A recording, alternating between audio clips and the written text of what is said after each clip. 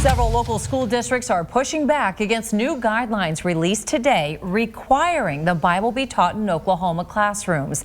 Thanks so much for joining us. I'm Shay Rozzi. And I'm Sarah Wadley. On Fox 23 News at 9, we laid out the new guidance from State Superintendent Ryan Walters. Fox 23's Devin Lyon has the response from local districts and a look at what state law says.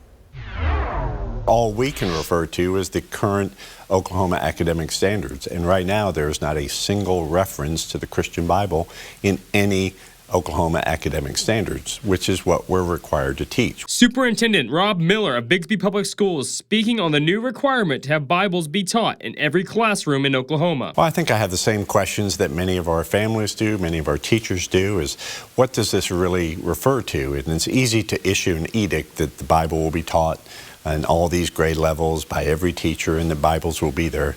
But what are the details behind that? Bigsby is just one of several school districts already hesitant to comply with the new guidelines made by State Superintendent Ryan Walters. Those guidelines come almost a month after he announced the requirement to teach from the Bible and less than a month ahead of the first day of school. There is a tremendous void of information. Fox 23 has received statements from several school districts in Green Country after Walters released those guidelines Wednesday, saying they will follow state law and stick with the current Oklahoma standards. Those districts include Tulsa, Owasso, Broken Arrow, Jenks, and Bigsby. Oklahoma state law says, quote, school districts shall exclusively determine the instruction, curriculum, reading list, and instructional materials and textbooks, subject to any applicable provisions or requirements as set forth in the law, to be used in meeting the subject matter standard. Right now, we're going to continue to teach the standards.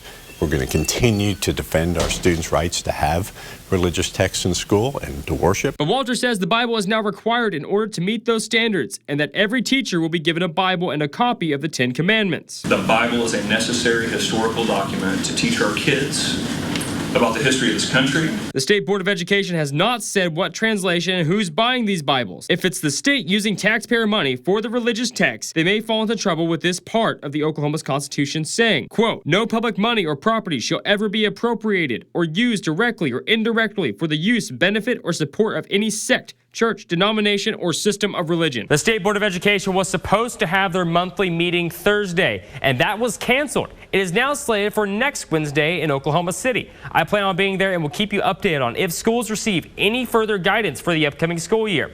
Covering news that matters, Devin Lyon, Fox 23 News. Bigsby Superintendent Miller, along with other local districts, want to make clear they're not taking the Bible or any religious texts out of the classroom. They encourage and defend students' rights to religious freedom no matter where they are. You can read a full breakdown of the new guidelines and restatements from several local school districts on fox23.com.